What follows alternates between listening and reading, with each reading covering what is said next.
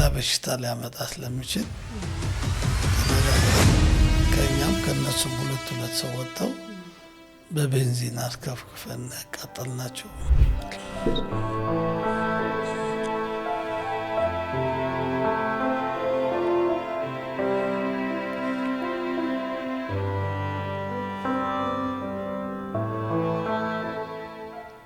በተለይ ፋብሪካ ነክ ስራዎች በሰዓት ነው አብዛኛው ስራ በተለይ ሌበር ወርክ የምንላቸው በሰዓት ነውና ደሞዙን የሚከፍሉት ሰራተኞች ሲቀጠር ጀስ መቀጠሩ ብቻ በቂ አይደለም። ያ ሰው እዛ ቦታ መጥቶ ለውጥ ማምጣት አለበት፣ ኮንትሪቢዩት ማድረግ አለበት።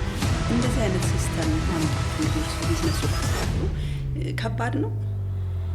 በደሞዝ መቀጠሩ ሁኔታ ደግሞ እንትን ነው በጣም መጥፎ ነው። በሰዓት ቢሆን ሞር የመስራት ፍላጎቱ ይነሳሳል።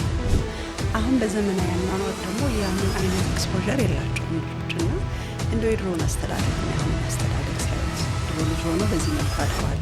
አሁን ደግሞ ልጆች አፍርተዋልና እንዴት ያዩታል? ቻይና እኮ ቲፕ አይሰጥም፣ ክልክል ነው።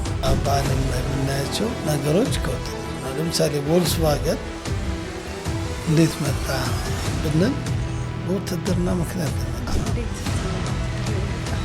አሁን ያለበት ስኬት ምን ኮንትሪቢዩት አደረገ? ምን አስተዋጽኦ አለው? የዛሬው እንግዳይ አቶ በርሄ አሰፋ በብዙ ውጣ ውረዶች ውስጥ በማለፍ አሁን ላይ የአገር ዋርካ የሆኑ የበርካታ ግዙፍ ፋብሪካዎች ባለቤት ለመሆን በቅተዋል።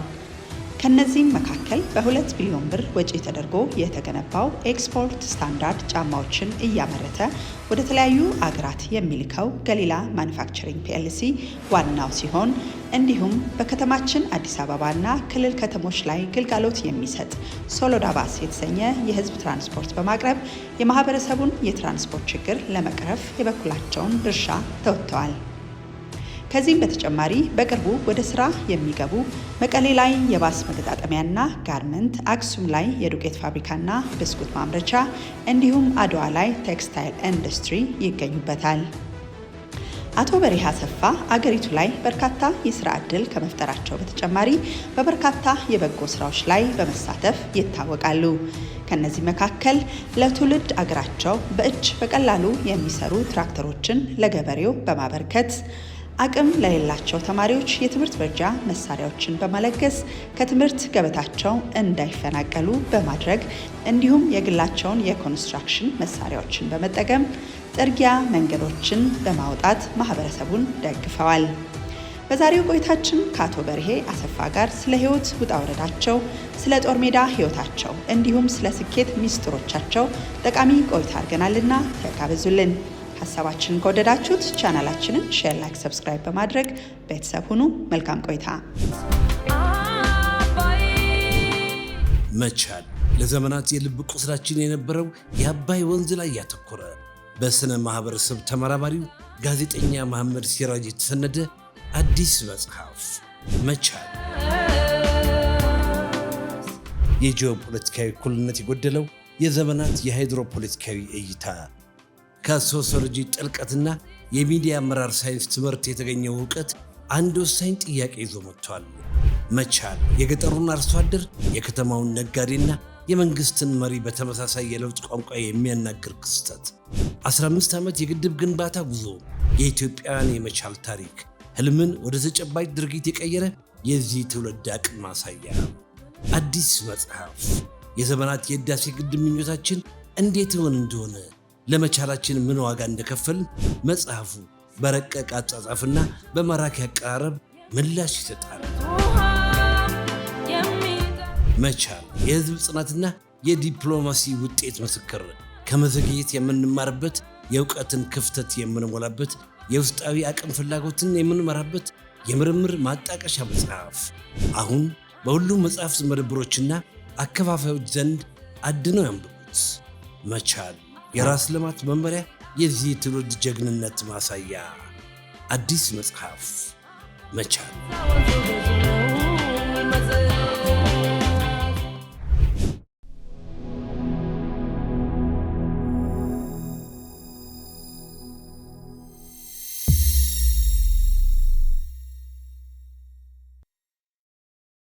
አቶ በርሄ ጥሪያችን አክብረህ እዚህ ድረስ ስለመጣ እጅግ አድርጌ አመሰግናለሁ።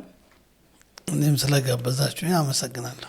እንግዲህ ባለፈው ማኑፋክቸሪንግ ካምፓኒ ድረስ መተን በጣም የተለያዩ ስራዎችን አይተናል። ወደ ስራው ወደ ኋላ በጣም በዝርዝር እንገባበታለን። እንደው ለመነሻ ያህል እስቲ ስላስተዳደጉ አቶ በርሄ የተወለዱ እንዴት አደጉ የሚለውን እንደው በመጫወት እንጀምር። እሺ፣ ያው የተወለድኩት አድዋ አካባቢ ገሊላ የሚባል ተራራ አለ። እዛ ስር ነው የተወለድኩት። ግን ገና የ1 አመት ልጅ ሆኜ አስመራ ነው የሄድኩት። ያው አስመራ አደግኩኝ። እንደ ማንኛውም ኢትዮጵያዊ ያው ከገበሬዎች ነው የተወለድኩት ማለት ነው። እና አጋጣሚ እዛ አክስት ነበረችኝ። እሷ ጋር ነው ያደግኩት። የልጅነት ትዝታ እንደው የማይረሳ ነገር ካሉት? የልጅነት ትዝታ አጋጣሚ ሆኖ ድሮ የኛ ቤት የነበረበትና ያኔ ጦርነት ስለነበር ነበር አባት ጦሮች ነበሩ እና እነዛ አባት ጦሮች ከዚህ ከአዲስ አበባ ዝመቱ ተብለው ወደዛ መጡ ነበር እና የኛ ቤትና እነሱ የሚጠብቁበት ቅርብ ለቅርብ ነበር። ከዛ የሆነ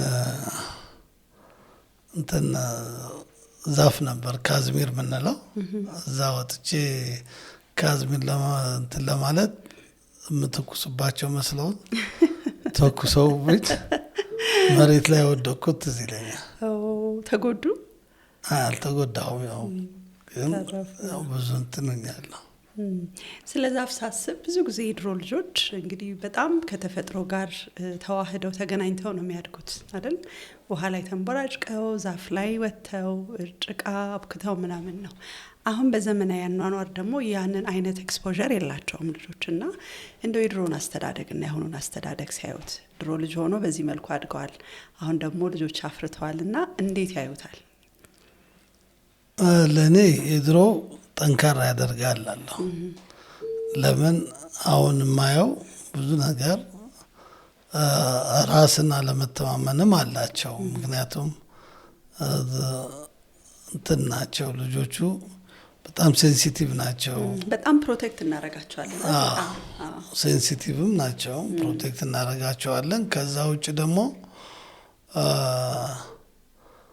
ራሳቸው እንዲችሉ አናረጋቸውም። ለምሳሌ ከአመጋገብ ብንጀምር ብዙ ካልበላልን የበላ አይመስለንም እና ዝም ብለው በቃ ካለ ፍላጎታቸው ያበላሉ። ያ ስህተት ነው። ራሱ ርቦት ራሱ ጠይቆ ሲበላ የተሻለ ነው። እውነት ነው አይደል? መራብ እኮ ተፈጥሯዊ ነገር ነው አይደል? ራሳቸው ፊል ያደረጉት ይገባል። እኛ ግን በጣም ነው ጭንቀቱን የምናበዛው። እንዲበሉም እንዳሉት በጣም ብዙ ነው። አሁን ለምሳሌ ህጻናቶች ልጆች ሲርባቸው ገና ጥጦ እየጠቡ ምግብ ካልፈለጉ ይጮሃሉ። ወተት ሲሰጣቸው ደግሞ ጸጥ ይላሉ። ልክ እንደዛ ናቸው ደግሞ ልጆቹ። ያው በሰዓቱ ማቅረብ አለብን፣ በሰዓቱ መብላት አለባቸው። ግን እያጎረስ በጉልበት ምናምን ሳይሆን ራሳቸው መጥነው ሲበሉ ሲርባቸው ሲጠይቁ ለጤናቸውም ጥሩ ይመስለኛል። ሐኪም ባልሆነም እውነት ነው። ሁላችንም በወላጅነት ሂደት ውስጥ ስናልፍ መቼም ኤክስፔሪንስ አለን ሕክምና ውስጥ ባንሆንም እርስዎ ደግሞ ያው በሁለቱም አድገው ማሳድገውም ስላዩት በሚል ነው። እኔም ከዚህ ሀሳብ ጋር በጣም ነው የምስማማው። ምክንያቱም እንትን ነው ክሬቲቭ እናረጋቸዋለን። ድሮ አሁን ቅድም ሲነግሩኝ እንደነበረው ዛፍ ላይ እየወጡ መጫወቻዎትን ራሳቸው እየሰሩ ምናምን ያደጉት የድሮዎቹ። አሁን ግን ሁሉ ነገር ሰርተን ነው የምንሰጣቸው እና ፈጣሪም የምናረጋቸው ይመስለኛል። ለምሳሌ የድሮ ልጅ ኳስ መጫወት ሲፈልግ በካልሲ ይሰራል። አሁን ኳስ ተገዝቶ ነው የሚሰጠው። እነዛ ነገር ይሄ የፈጠራ ክህሎታቸውን የሚገላ አካሄድም ያለ ይመስለኛል እና እኔም በሀሳብህ እስማማለሁ ለማለት ያህል ነው። የትምህርት ጉዞ ብታካፍለኝ። የትምህርት ጉዞ ያው ትምህርት ቤት እያለሁ በጣም ጎበዝ ተማሪ ነበር። በዩኒትም 1ኛ 2ኛ ወጣ ነበር። ከዛ በኋላ 12ኛ ጨረስኩና ያው በብሔራዊ ውትድርና ምናምን ስለነበር እንዲያው ሳልጨርስ ነው እንትን ያልኩት። ከዛ ወደ መኮንነት ገባሁ ሁርሶ። ከሁርሶ 6 ወር በኋላ ወደ ሀረር አካዳሚ ነው የገባሁት እና ሀረር አካዳሚ ያው 2 ዓመት አስፈላጊ ትምህርቶች በአካዳሚም በውትድርና ወስጃለሁ። የውትድርናው ህይወት ምን ይመስላል? ማለት ጥንካሬም ያላብስ ይመስለኛል። ህይወት ደግሞ በየትኛውም ዘርፍ ቢሆን ትግል ነው አይደል? ጥሎ ማለፍ ነው፣ ማሸነፍ ያስፈልጋል። ንግድም ቢሆን ትምህርትም ቢሆንና አሁን ላለህበት ስኬት ምን ኮንትሪቢዩት አደረገ? ምን አስተዋጽኦ አለው? መቻል ለዘመናት የልብ ቁስላችን የነበረው የአባይ ወንዝ ላይ ያተኮረ በስነ ማህበረሰብ ተመራማሪው ጋዜጠኛ መሐመድ ሲራጅ የተሰነደ አዲስ መጽሐፍ መቻል። የጂኦፖለቲካዊ እኩልነት የጎደለው የዘመናት የሃይድሮፖለቲካዊ እይታ ከሶሲዮሎጂ ጥልቀትና የሚዲያ አመራር ሳይንስ ትምህርት የተገኘው እውቀት አንድ ወሳኝ ጥያቄ ይዞ መጥቷል። መቻል የገጠሩን አርሶ አደር፣ የከተማውን ነጋዴና የመንግስትን መሪ በተመሳሳይ የለውጥ ቋንቋ የሚያናግር ክስተት። 15 ዓመት የግድብ ግንባታ ጉዞ፣ የኢትዮጵያውያን የመቻል ታሪክ፣ ህልምን ወደ ተጨባጭ ድርጊት የቀየረ የዚህ ትውልድ አቅም ማሳያ። አዲስ መጽሐፍ የዘመናት የህዳሴ ግድብ ምኞታችን እንዴት እውን እንደሆነ፣ ለመቻላችን ምን ዋጋ እንደከፈል መጽሐፉ በረቀቀ አጻጻፍና በማራኪ አቀራረብ ምላሽ ይሰጣል። መቻል የህዝብ ጽናትና የዲፕሎማሲ ውጤት ምስክር፣ ከመዘግየት የምንማርበት፣ የእውቀትን ክፍተት የምንሞላበት፣ የውስጣዊ አቅም ፍላጎትን የምንመራበት የምርምር ማጣቀሻ መጽሐፍ አሁን በሁሉም መጽሐፍት መደብሮችና አከፋፋዮች ዘንድ አድነው ያንብቡት። መቻል የራስ ልማት መመሪያ፣ የዚህ ትውልድ ጀግንነት ማሳያ። አዲስ መጽሐፍ መቻል።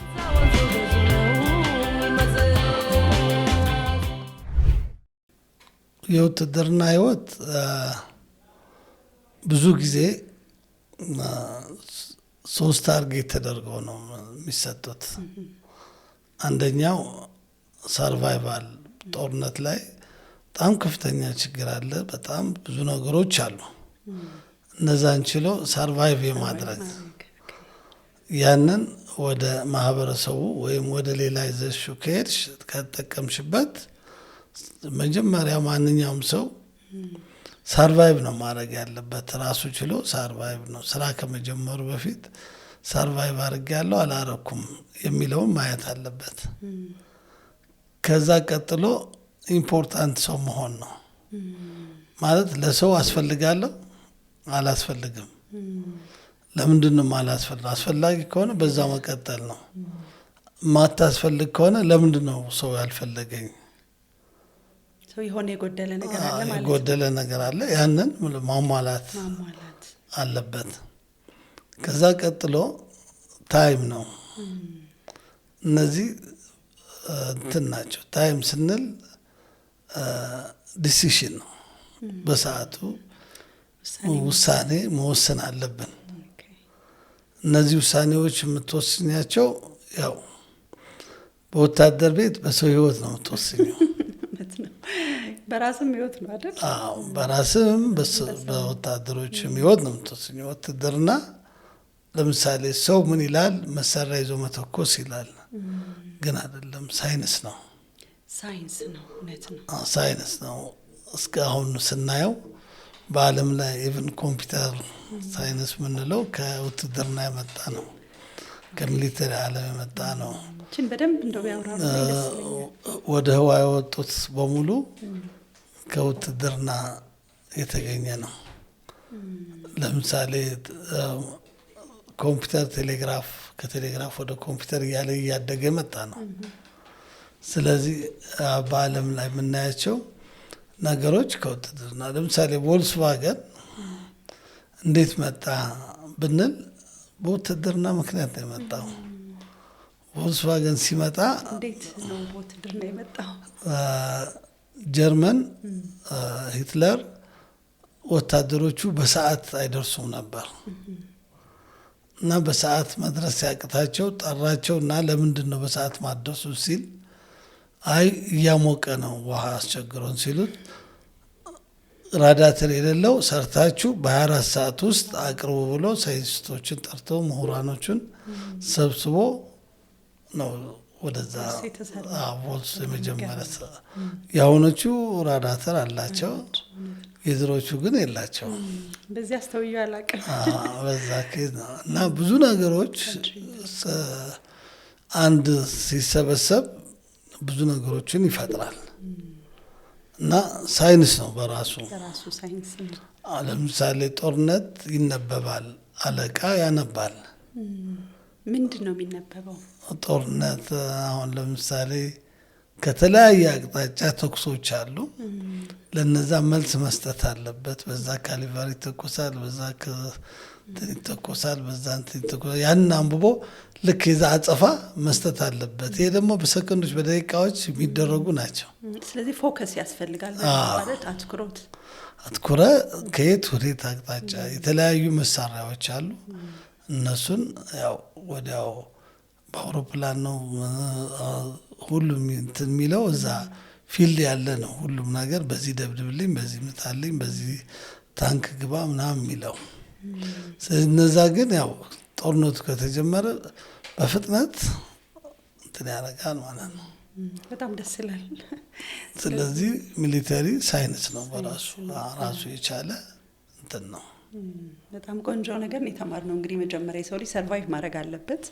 ከዛ ከሰርቫይቫል ሲያልፍ ደግሞ ኢምፖርታንት መሆን አለበት በየትኛውም የህይወት ዘርፍ ላይ ብንሆን። ከዛ መጨረሻ ላይ ደግሞ ታይም ዲሲሽን የውሳኔ ሰው መሆን ባለንበት ዘርፍ እንግዲህ እንድናድግ እንድናሸንፍ ይረዳናል። በጣም ደስ ይላል። እንግዲህ በዚሁ እንዴት ወደ ቢዝነሱ ዓለም ተቀላቀሉ? ቢዝነስ እንዴት ነው እኔ የገባሁት? መጀመሪያ ከዛ እንደወጣው ተመልሼ በመምህርነት ገብቼ ነበር። አዋሽ አርባ ነበርኩኝ። ከሱ ብዙም አንድ 3 አመት እንደቆየው ስላልተመቸኝ ያው 200 ብር ነበረችኝ። እስኪ ልሞክር ብዬ ከድሬዳዋ በባቡር ጃኬት 2 ጃኬት አመጣ ነበር። ሲዲን የሚሉ ነበሩ። ክረምት ነበር ሰዓቱ፣ የክረምት ጃኬት ነበር። እሱን እያመጣሁ በየቀኑ ስሰራ ነበር። ያው ከድሬዳዋ ወደ አዲስ አበባ እሱ ሳየው ብዙም እንትን አልሆነልኝም። ኖርማል ንግድ መነገድ ስላለብኝ ከመታራ ቲማቲምና ብርቱካን፣ ማንጎ ምናምን ወደ አስመራና ወደ ትግራይ በመውሰድ መሸጥ ጀመርኩኝ። ከዛ ጥሩ ቢዝነስ ሆነልኝ።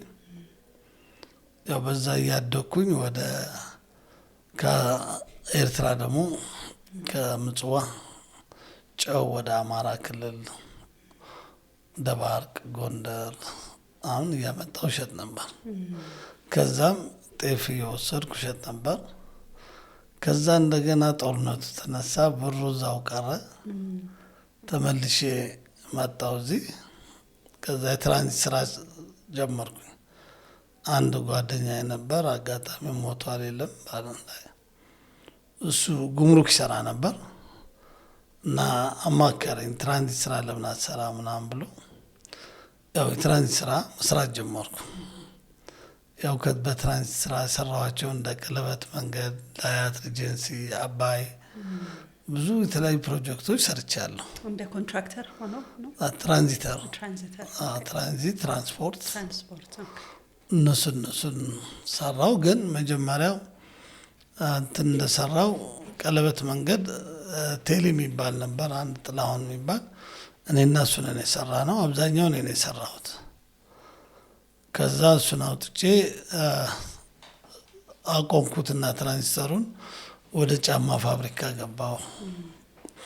አድዋ ጫማ ፋብሪካ ገብቼ ከዛ በኋላ ያው የነበሩ ሰዎች ጋር ባለስልጣኖች ስላልተስማማው እሱን ትቼ ወደ ጅቡቲ ሄድኩና ትራንዚስተር እንደገና መስራት ጀመርኩ። ጅቡቲ ሄጄ ያው ወደዚህ መጣሁ ማለት ተመልሼ ያው አሁን ያየሽው ባለፈው እሱን ከፈትኩ።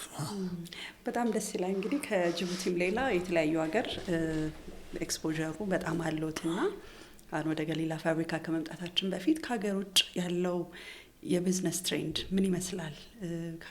አገራችን ላይ ካለው ነገር ጋር እንዴት ነው እንደው ኮምፔር የሚያደርጉት የሚያገናኙት? ያው የውጭ ዓለም እንደየፖሊሲው ይሄዳል። ፖሊሲያቸው ይለያያል። ያው አንዳንዶቹ ሀብታም ሀገሮች የሚፈልጉት ሌላ ነው፣ ደሀ ሀገሮች የሚፈልጉት ሌላ ነው። እንደገና መንግስታቶች ራሱ የየራሳቸው ፍላጎት አላቸው። የሰውም የመስራት ባህል የስራ ባህላችንም ሰዓት አጠቃቀማችንም ይለይ ይመስለኛል። ምን አዩ እንደርሱ? እሱ ይለያያል ማለት አንድ አውሮፓ ውስጥ ያለ ወይም ቻይና ውስጥ ያለ ሰውና አፍሪካ ውስጥ ያለ ሰው፣ አብዛኛው አፍሪካ ውስጥ የስራ ባህላችን የሞተ ነው። ምክንያቱም ይሄ የታወቀ ነው። ምንድነው ግን ለምንድነው እንደምን ይመስሎታል? የሚመስለኝ እኔ በደንብ እንዲሰራ ያሉት መንግስታቶች በደንብ እንዲሰሩ አለማድረግ ተጽዕኖ ራሱ ፋብሪካዎች ላይ ነው የሚያደርጉት እንጂ ሰራተኛ ወጥቶ ሲከስ ሰራተኛ ነው ይሄ ተው፣ ለምን እንደዚህ ታደርገዋለህ፣ ለምን ትበድለዋለህ የማለት ባህሪ አለ። ይሄ ስህተት ነው። ለምሳሌ አሜሪካ ሀገር ቢሆን ሰራተኛ ካልሰራ መኖር አይችልም። አይችልም። እዚህ ግን እንዳይከስ ፈርተም ዝም ብለህ ተሸክመው የምትሄድ ሰራተኛ አለ። ምክንያቱም በየጊዜው ፍርድ ቤት የሚሄዱ ሰራተኞች አሉ። ያን ኮንሰፕት ካልቀረ መብቱ አይረጋገጥለት ማለት አይደለም። ሰራተኛው ማረጋገጥ አለበት መብቱ። ግን የዛ ፋብሪካ ደግሞ መብት እየጠበቀ ነው መሆን ያለበት። ስለዚህ የደሞዝ እንትን ደግሞ እንትን ይመስለኛል። በደሞዝ የመቀጠር ሁኔታ ደግሞ እንትን ነው፣ በጣም መጥፎ ነው። በሰዓት ቢሆን ሞር የመስራት ፍላጎቱ ይነሳሳል።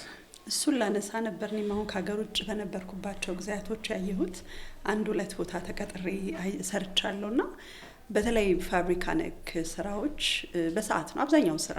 በተለይ ሌበር ወርክ የምንላቸው በሰዓት ነውና ደሞዙን የሚከፍለው ሰራተኛው ራሱ ነው።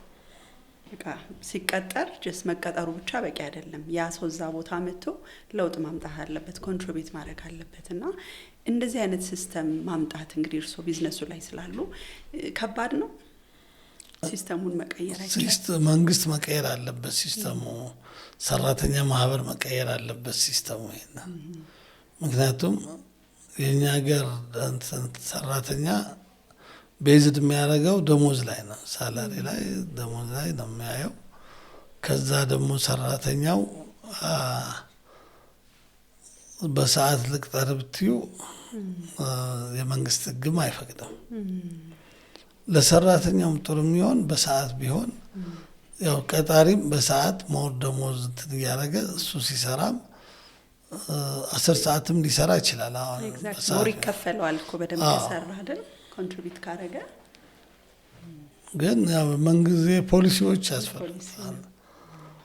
እና ሌላው ምንድነው ብዙ ነገሮችን አሁን እኛ ሀገር ለምሳሌ ቀረጽ የማሽን ትተናል የሚሉት ነገር አለ። ምሳሌ አንድ ሀገር ሌላ ሀገር ብትሄጂ ማሽን ይዘሽ ስትሄጂ ሁሉም ነገር አዘጋጅተው የሚጠብቁሽ አሉ። ማለት ያው ፋክተሪው ቦታ እንደገና ደግሞ ስራ ማስኬጃ ይጠብቅሻል። ማሽን ይዘን ስለሄድን ብቻ። ሌላው ምንድነው ለምሳሌ ኤክስፖርት እናርግ ብንል ቻይና ትልቅ ሀገር ነው፣ ኬንቶ ያለው ፕሪቪሌጅ ማለት ነው። ግብጽ አሁን 18% ጭማሪ ይሰጣል ኤክስፖርት ብታረጊ። ያ ማለት 100 ብር ካረግሽ 18 ብር 118 በሀገሩ ገንዘብ ይገባልሻል ማለት ነው። ለማበረታታት ነው። ለማበረታታትም ያው ፎረን ካረንሲ ለማግኘትም ነው። ይሄ እኮ በቻይናም የተለመደ ነው። ቻይና አሁን ቻይና ሀገር ሆነች ኤክስፖርት ካረሽ በአመት ያው ተሰልቶ ሂሳብ ወደ አካውንትሽ የሚገባ ብር አለ በቻይና ብር። አሁን ሞር ለምሳሌ ቻይናዎቹ እዚህኛ ሀገር ለንግድ መጥተው ምናምን የሚከፍቱት እዛ ያለ ሰው ነው የሚሸፍንላቸው። አብዛኛው ቢከስሮም ይሸፍንላቸዋል። ለምን ለምሳሌ $1 ሚሊዮን ኤክስፖርት ካረገ ወደዚህ እሱ የሚያገኘው ጥቅም አለ ያኛው። ስለዚህ ከዛ ይሸፍንላቸዋል። ለዛ ነው የሚመጡት። ድጎማ አለ። አብዛኛዎቹ የሚመጡት ሀብታሞቹ አይደሉም፣ እኛ ጋር የተወሰኑ ናቸው። የተወሰኑ ሀብታሞች ይመጣሉ። አብዛኛዎቹ ያው ተልከው ነው የሚመጡት። ቻይና ሀብታም ሀገር ናት። እንደ ሀገር በአሁኑ ሰዓት እንደ ሀገር ሀብታም ነች፣ በጣም ሀብታም ነች። ብዙ ባለ ሀብቶች አሉ። የብዙሀኑስ የኑሮ ደረጃ ህይወት ምን ይመስላል? ቻይና ሁሉም ጥሩ ነው ማለት ቻይና እኮ ቲፕ አይሰጥም። ቲፕ አይሰጥም፣ ክልክል ነው። ማለት እንደ የተለያዩ ቦታ ተስተናግዶ ቲፕ አይሰጥም። በረንዳ ዳር የለም። ሰራለው ስለምሰራ ካንተ አልፈልግም ይልሻል። በጣም ይገርማል። የዛ አይነት ባህሪ ነው ያላቸው። ስለዚህ አስቀምጥሽ ኮብቴጂ ጥሮቶ መጥቶ ነው የሚሰጥሽ። ማለት ይገርማል። ማለት የሚሰራም ቢሆን አሁን እዚህ ሀገር ያለውን ትሬንድ ደግሞ ስናይ የሚሰራውም ሰው እንደ ቢጨመርለት ቲፕ አይጠላም። ይሄ ሜንታሊቲ የሚያስተሳሰብም ጉዳይ ይመስለኛል። ለማኝ አታገኝም። አሁን እዛ ሁሉም በቀን 3 ጊዜ ይበላል፣ በደንብ ይለብሳል፣ መጠለያ አለው ሁሉም። ስለዚህ በጣም ቆንጆ ሀገር ነው ማለት ነው።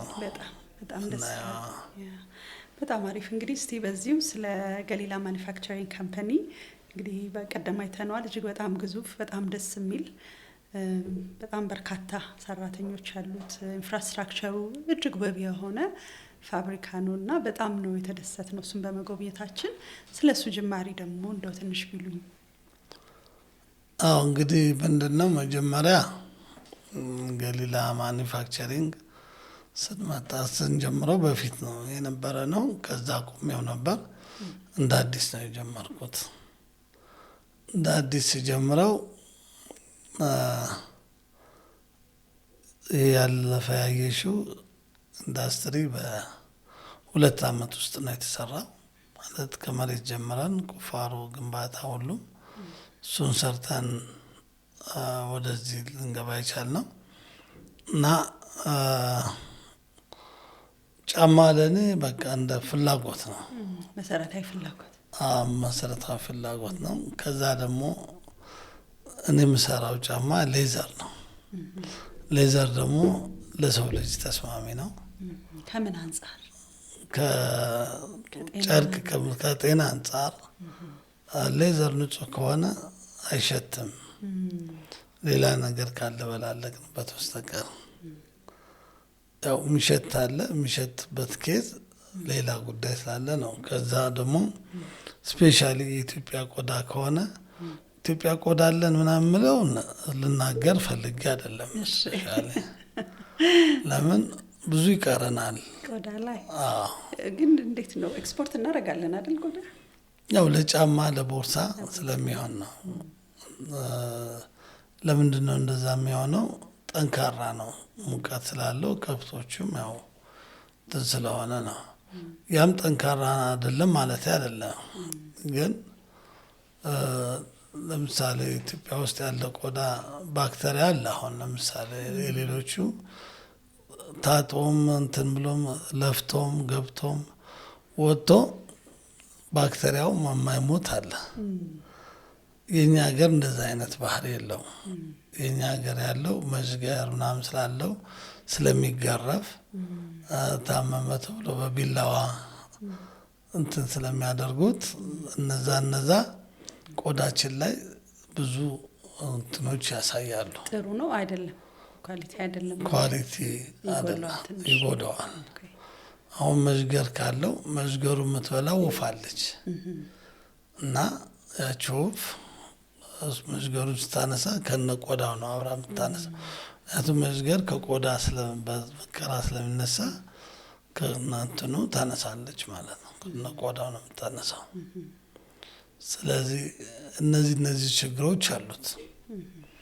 ግን ጫማ ላይ ጥሩ ነው፣ በጣም ጥሩ ነው። ለምሳሌ ለጓንት በጣም ጥሩ ጓንት የሚሆን የበግ ቆዳዎች አሉን። እነሱ ያው መንግስት ትኩረት ሰጥቶ ቢሰራባቸው በጣም ጥሩ ነው እላለሁ። እንግዲህ ገሊላ ፋብሪካ ጫማዎችን የሚሰራው በሀገር በቀል ምርቶች ነው አይደል? ያው አብዛኛው 40% የሚይዘው ሌዘርና ላይኒንግ ነው። ስለዚህ እሱ ደግሞ በሀገር ውስጥ ነው የምንጠቀመው። አሁን ባላችሁ አቅም ወይም ስታንዳርድ ይመስለኛል ወደ 2000 ጫማ በቀን ታመርታላችሁ። በጥቂት ጊዜ ደግሞ ያንን የፕሮዳክሽን ካፓሲቲ ወደ 4000 ለማሳደግ ፕላን እንዳሉትም እንግዲህ ለማወቅ ችያለሁ። 2000 አናመርትም፣ ግን የማምረት አቅም አለን። የማምረት አቅም አለን። አሁን 500 እያመረትን ነው። ግን አሁን በቅርቡ እናንተ ከወጣችሁ በኋላ ብዙ ማሽኖች ያስገብተናል። እነሱን ጨማምረን ሌላም ሲመጣ 4000 ይሆናል።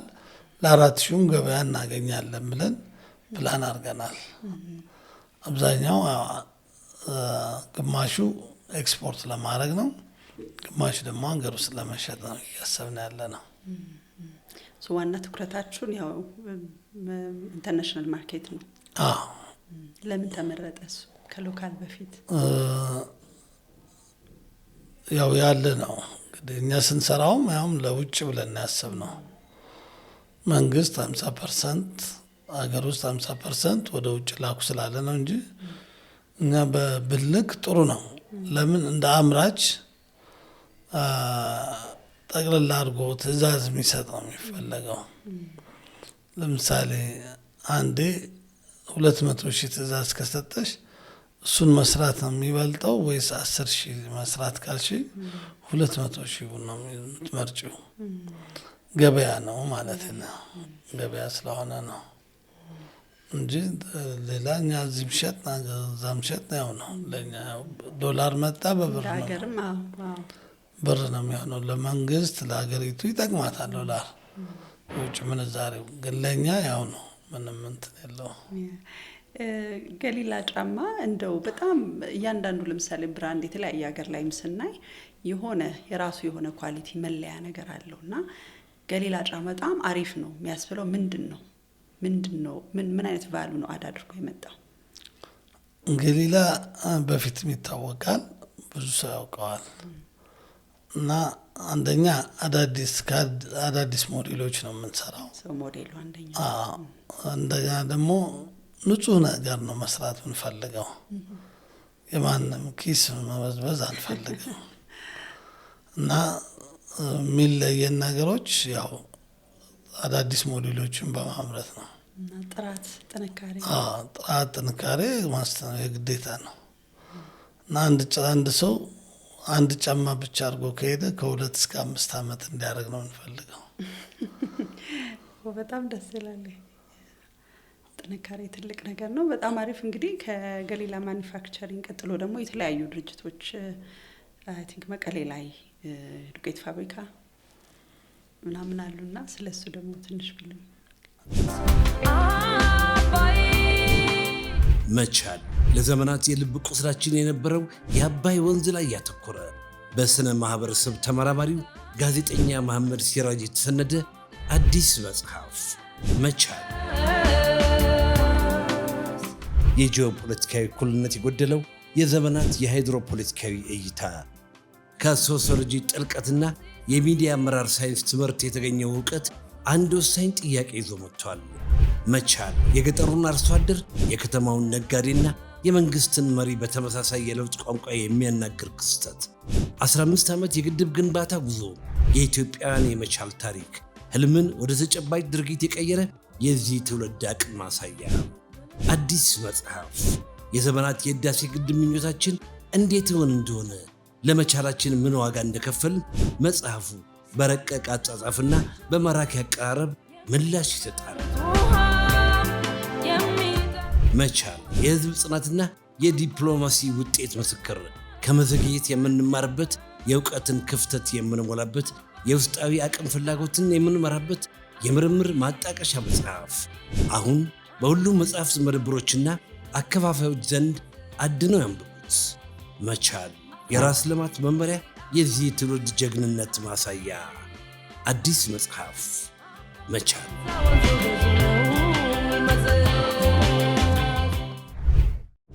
እንግዲህ ገሊላ ማኒፋክቸሪንግ በጫማው የተወሰነ አይደለም።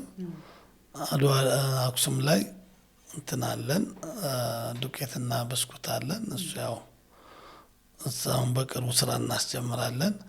አድዋ ላይ ጋርመንት አለ፣ እሱም እናስጀምራለን ብለናል። ከዛ ቀጥሎ ትልቁ ፋብሪካችንና ትልቁ ስራችን የሚሆነው የባስ መገጣጠሚያ መቀሌ ላይ ያለው ነው። እሱም ከተቻለ ያው ባንኮችም ከረዱን ቶሎ ብለው በሁለት ወሩ ጊዜ ውስጥ እንጀምራለን ብለን እንትን እያደረግን ነው። አንዳንድ ፈቃድ የሚያስፈልጋቸው አሉ፣ እነሱን እየጠበቅን ነው። ልክ እነሱ ሲጨርሱ ማስመጣት እንጀምራለን። ማሽኖቻችን ምናምን ስራ እንጀምራለን። ግን አይሆፕ ቀጣይ ትልቁ ፋብሪካ ስንገነባ ትልቅ እንትን ይሆነናል ብለን እንትላለን። መልካም። እንግዲህ ያው እስካሁን ያሉትን የስራ ጉዞ ውጣ ወረድና የተለያዩ ቢዝነሶችን ያወራንበት ዋነኛ ምክንያት በዚህ ዘመን እንግዲህ ኢትዮጵያ ውስጥ በጣም ብዙ ወጣቶች አሉ፣ ስራ የማግኘት ችግር አለና በጣም ተስፋ የቆረጡ መንገድ የጠፋቸው የሆነ ነገር ሞክረው ፌል ሲያደርጉ ቶሎ የሚሰበሩ ወጣቶች አሉና እርስዎ ካሳለፉት መንገድ እንደው የሚመክሩት ነገር ካለ? እኔ ካሳለፍኩት ነገር በጣም ከባድ ነው። የእርስዎ ይከብዳል? እኔ ከባድ ነው። ምክንያቱም ከወታደር ቤት ስወጣም ሳልሞት የወጣሁበት ጊዜ ነው። እዛ ግን የነበረኝ እንትን በጣም ከፍተኛ ህይወት የሚፈትን ነበር። ለምለው አንዳንድ ነገሮች ብነግርሽ ምናልባት ሰውም ቢያውቀው ጥሩ ነው። በጣም ደስ ይለኛል። ኤርትራ ውስጥ ከቢዘን ማዶ 1850 ከፍታ ነጥብ የሚባል አለ። ማለት የተራራው ጫፍ ነው የምነግርሽ ያለው 1850 ማለት ነው ከወለል በላይ። እዛ ከፍተኛ ኃይለኛ ጦርነት ተደርጓል። በዛም ወገን ይሁን በኤርትራ ወንድሞቻችን ናቸው፣ በእኛም ወገን ይሁን በጣም ብዙ ሰው ነው ያለቀው። ያንን ተራራ ለሁለት ተካፍሎ ማለት አንድ ተራራ ጫፍ ላይ ለሁለት ተካፍሎ መቀመጥ ማለት ያው የድንጋይ መወራወር አይነት ነው የነበረውና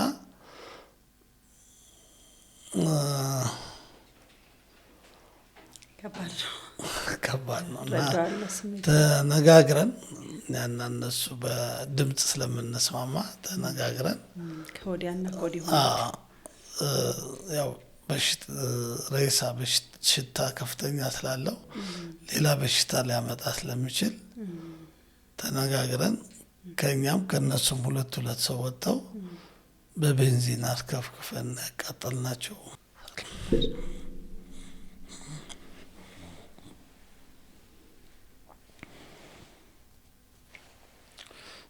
እና እንግዲህ ከዚህ ነው የመጣሁት።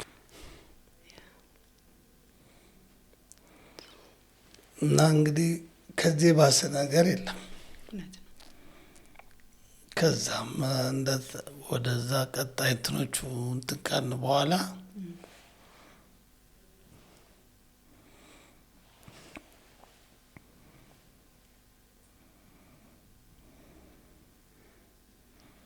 ከዚህ ከቀጠልን በኋላ ኦኬ ሶሪ እንግዲህ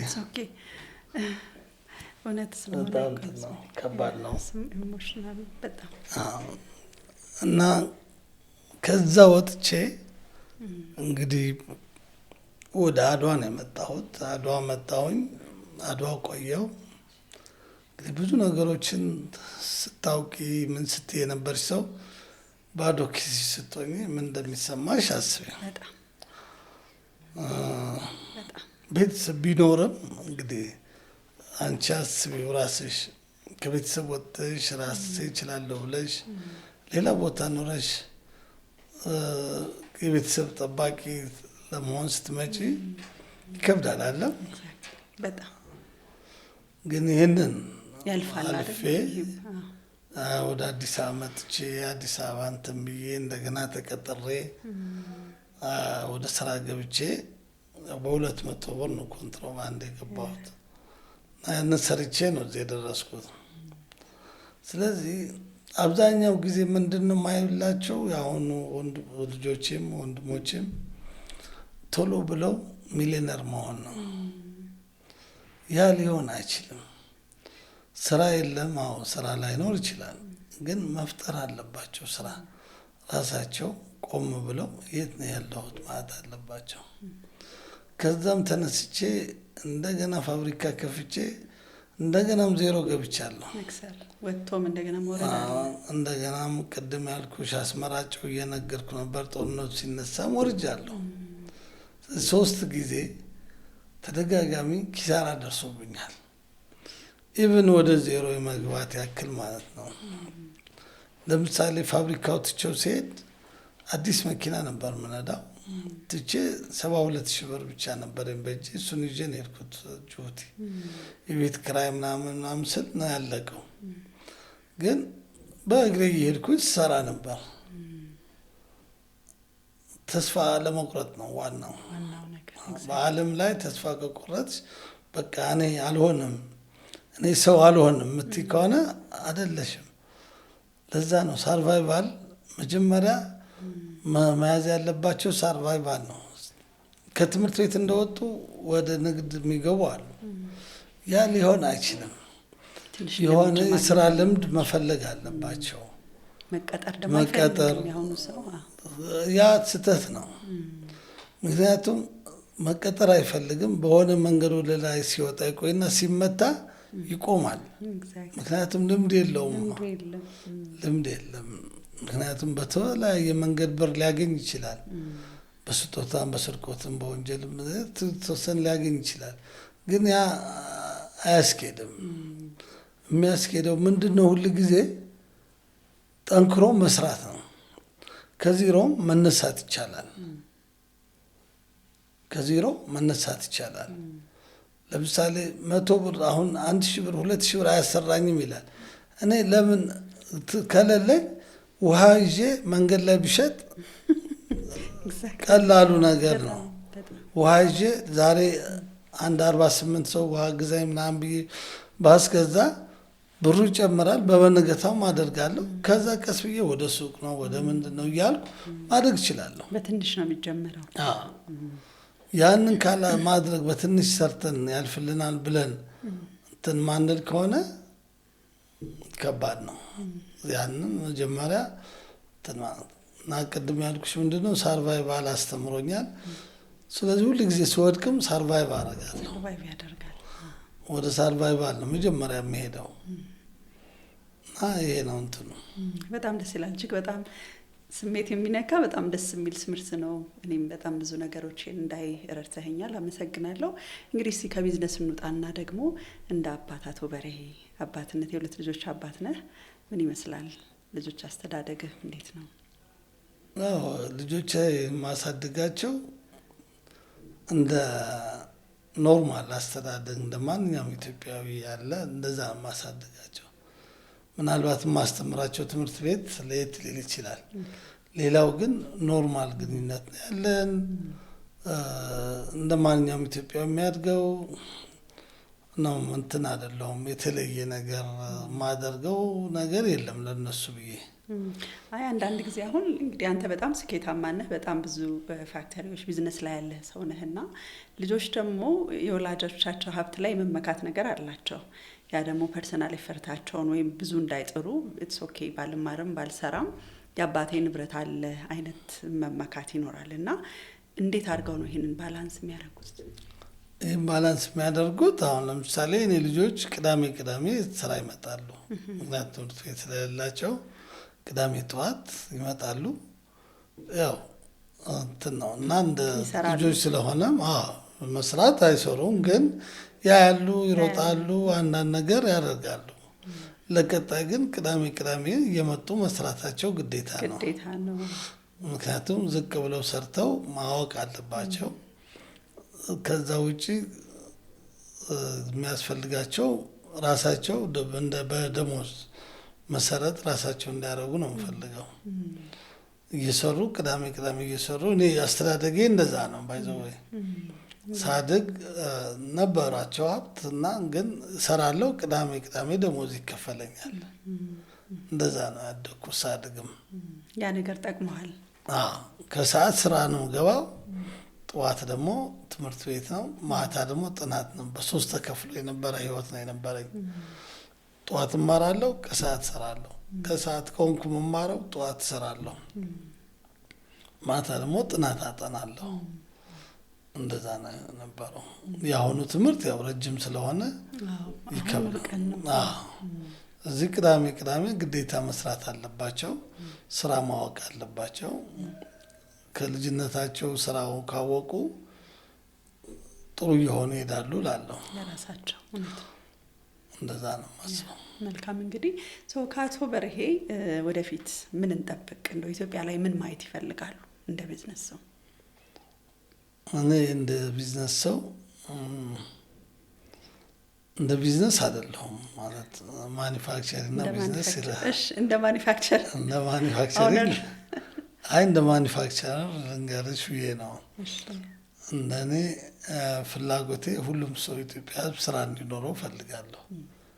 ስራ ፈልጎ መርጦ የትኛው ቦታ ተቀጥሮ እንዲኖር ፈልጋለሁ። ሰርቶ እንዲበላ እንዳይጠብቅ ፈልጋለሁ። ደስ ይላል። በጣም አሪፍ። እንግዲህ ቀረ የሚሉት ነገር ካለ፣ ማስተላለፍ የሚፈልጉት፣ ማመስገን የሚፈልጉት አካል ካለ እድሉ ልስጦትና እንግዲህ ቆይታችንን እንቋጫለን። ማመስገን ፈልገው እናት ባንክን ማመስገን ፈልጋለሁ። እዚህ ያደረሱኝ እነሱ ስለሆኑ። እኔም እንግዲህ እንግዳ የሆነ እዚህ ድረስ ስለመጣ እጅግ አድርጌ አመሰግናለሁ። መልካም ጊዜ። እኔም አመሰግንሻለሁ። በጣም ደስ ብሎኛል። ተመልካቾቻችን እስካሁን ስትከታተሉ የነበራችሁት የሚስ ፖድካስት ነው። በዛሬው ዕለት ከአቶ በርሄ አሰፋ ጋር የነበረንን እጅግ ጠቃሚ ቆይታ ብዙ እንደተጠቀማችሁበትና እንደወደዳችሁት ባለሙሉ ተስፋ ነን። ፕሮግራማችንን ከወደዳችሁት ቻናላችንን ሼር፣ ላይክ፣ ሰብስክራይብ በማድረግ ቤተሰብ ሁኑ። መልካም ሳምንት።